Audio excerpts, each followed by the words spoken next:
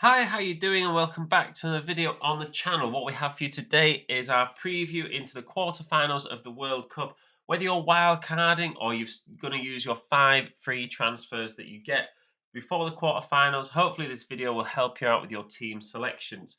If you are new to the channel, any support is greatly appreciated, whether that's through likes and subscribes. We are a little bit away from 100 subscribers for the channel. That is a long-term goal, but if you can help us get anywhere near that target, that would be greatly appreciated.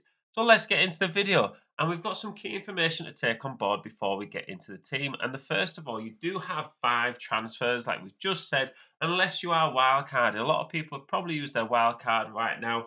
So if you've got your transfers, make sure you use them.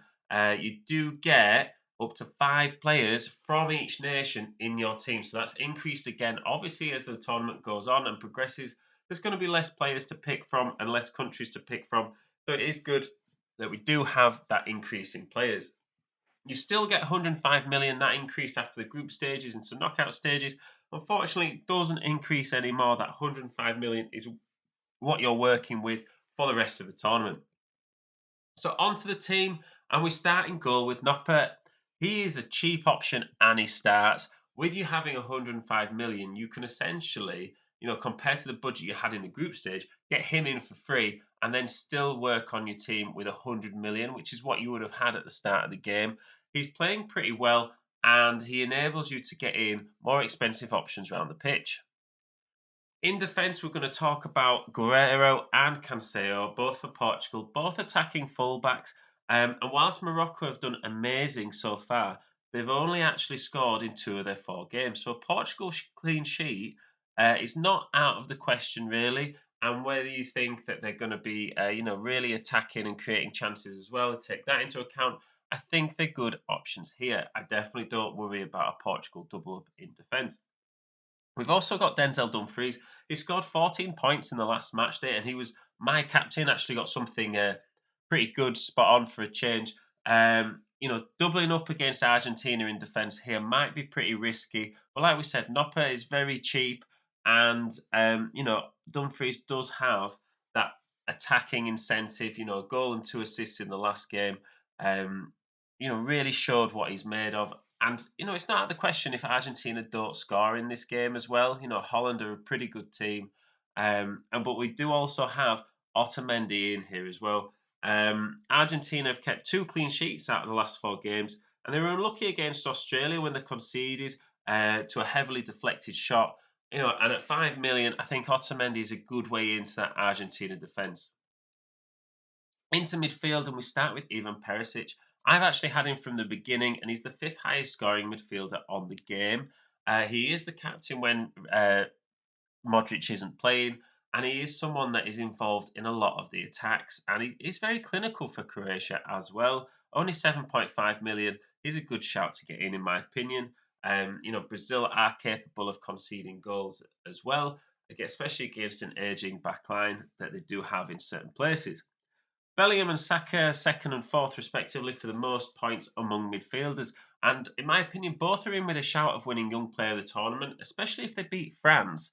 I do think in this England-France game that you want to stay away from the defence. I think both teams have a lot of attacking talent, a lot of pace knocking about, and the defences are kind of a bit slow. England maybe, not necessarily in the most consistent form defensively, and France have had a lot of injuries, especially at the back. So I do think that it's worth avoiding the defenders for both teams and getting in midfielders and attackers. We finish off the midfield with Bruno Fernandes. He is the 2nd highest point scorer in the whole game, only behind Mbappe. On paper, we've talked about it. Portugal have the easiest fixture. Whether that will come true or not remains to be seen. But all we've got to go on is the form and what we know about the teams on paper. And I do think it would be a huge shock. Morocco would be the first team from Africa to get to the semi-finals of the World Cup, which would be a huge achievement. But, Portugal do still have a lot of quality.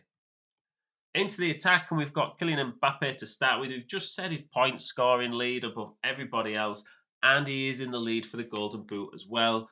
His pace against England's defence, I just think he's an absolute must get for your team. He's about 65-70% owned as well. So many people have him. So if you are worried about, missing out on points, you would get him in anyway just to sort of go against that fact of other people outscoring you.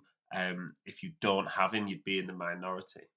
We've also got Messi. If you fancy Argentina to score against the Netherlands, he'll probably be involved. He's on a bit of a personal mission this World Cup, and this Netherlands Argentina game really is a bit of 50-50 as to who will progress. So it is kind of good to hedge your bets and get a couple in from each team just in case. If you go all in one of these players on one of these teams and in a close game and they lose, you're gonna not exactly set yourself up very well for the semi-finals. So maybe for those games, get a couple of each. Moving on to the bench, and we'll start with Costa from Portugal. I don't mind, if Noppert doesn't get a clean sheet, I have no problem with having a triple up on Portugal. Like we said at the start, there are less teams involved, so it's not like you're in Premier League, Fantasy League, or at the start of the World Cup where you've got 32 teams to pick from.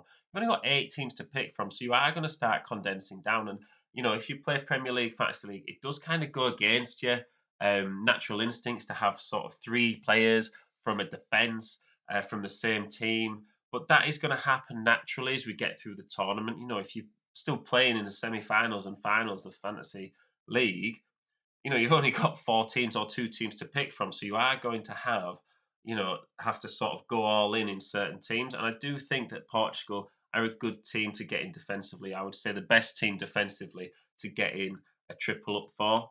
And he is still quite cheap as well. He's only 5 million, and he's starting. We've got Fernandez here as well. In my opinion, he's the best 6 million midfielder. He was very unlucky getting an own goal against Australia. Just went to block the shot, and that was going wide, and it just went in. And that's not going to happen every game. He has been very productive going forwards as well, especially in the group stages. So he might be able to recapture that form against the Netherlands in the quarterfinals. Finally, we've got Danilo and Richarlison from Brazil. Brazil are still the favourites. Croatia quite aging as a team. Whether they can get to the semi-finals again for the second consecutive World Cup, I doubt it. It is important to remember though that Brazil actually play first. So unlike what's happened in the tournament, and although they're on my bench here, you don't want them on your bench to start with. You want to get them into your starting lineup because they are the first quarter-final, and you want to get uh, France and England players on your bench instead. So I will be having a bit of a rearrange of this team if I decide to take on board these players for my quarter-final team. Just it's really important to bear that in mind. Don't get caught out at this stage of the tournament if you've been keeping up with it so far. Make sure that you've got the quarterfinals ordered, sorted, and it's straight up in your head, and the players match that order in your team. Few final tips. We've talked about it already. It's okay to triple, especially in defence. If you think that you're going to get a clean sheet from a certain team, there's not loads of options really that you can pick from. So just go for it. And it's okay to go all in. If you might as well, just go for it and back your thinking. If you've made the decision, any team really here can keep a clean sheet. Even so, you would say like, oh well, Portugal scored 6 in their last game against Switzerland. But if Morocco kept a clean sheet and kept it to a 0-0 like they did against Spain, I wouldn't be that blown away. And it's the same for it's okay to cover your selection as well. Like we said with the Netherlands and Argentina game, if you want a couple of players from each team and you're not too sure, absolutely fine. A lot of times we say, "Oh, right, we think this team's going to win," and then they shock us, or there's a bit of an upset, or it maybe doesn't go to plan. And it's important to remember that if you are going to keep playing semi-final, try and plan ahead as well. If you have a certain amount of transfers that you're allowed to make, are you able to cover all the different eventualities? So yeah, that's the team. Let me know what you think. I think it's pretty good to be honest. But happy to take any opinions and make any changes. But yeah, please do like and subscribe. It's all appreciated. We are a small channel, so every subscriber does count, and it does mean a lot. So thank you very much for listening. Good luck in your quarterfinals. I will see you in the next one.